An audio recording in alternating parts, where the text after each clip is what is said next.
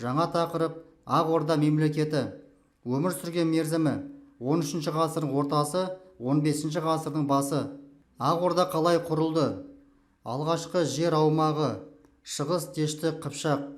Бұл ертістен бастап Еділге дейінгі жер Шығыс Дешті Қыпшақ деп аталады. Сонда қазіргі Қазақстан аумағында Ақ Орданың жері алып жатты. Орталығы Сығанақ қаласы, қазіргі Сырдария өзенінің бойында орналасты. Рашид ад-Диннің айтуы бойынша, Жошы ұлысының шығыс бөлігінде Орда ежен иелік етті. Жалпы Алтын Орда негізін қалаған Бату хан өз мемлекетін екі қанатқа бөлді. Оң қанат және сол қанатқа бөлді. Оң қанатты Бату ханның өзі басқарды, сол қанатты ағасы Орда еженге берді. Кейін Орда ежен Ақ Орда мемлекетінің негізін қалады. 14 ғасырда Моңғол тайпалары толықтай түркіленді. Енді біздер Ақ Орданың жер аумағын карта бойынша қарастырып шығарайық.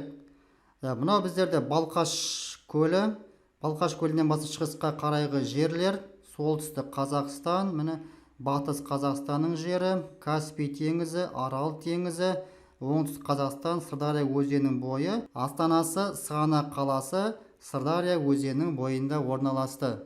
Ақ Орданың саяси тарихы. Негізін қалаған Орда ежен. Бұл Ақ Орданың негізін қалап кетті және сол қанаттың басқарған болатын жошы ұрпағы. Жалпы Ақ Орданың саяси тарихы үш кезеңге бөлінеді. Бірінші кезең, екінші кезең және үшінші кезең. Бірінші кезеңде Ақ Орда, яғни Алтын Орда мемлекетінен осы Ақ Орданы бөліп алу үшін күрес жолында болды. Екінші кезеңде Ақ Орда күшейіп, Алтын Орда мемлекетінен бөлек шыға бастады.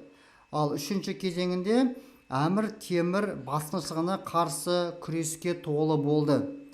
Орда еженнен кейін билік басында Ақ Ордан Ерзен хан және Мүбәрак Қожа хандар басқарды.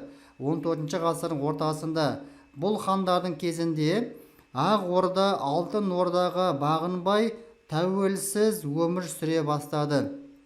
Ал Ұрыс ханның кезінде Ақ Орданың күш қуаты, әсіресе әскери күш қуаты арта түседі. Бұл 14 ғасырдың 60-70 жылдары болатын. Ақ Орданың құлауы 14 ғасыр 70-80 жылдарында Әмір Темірдің бірнеше мәрте жорықтар ұйымдастырды.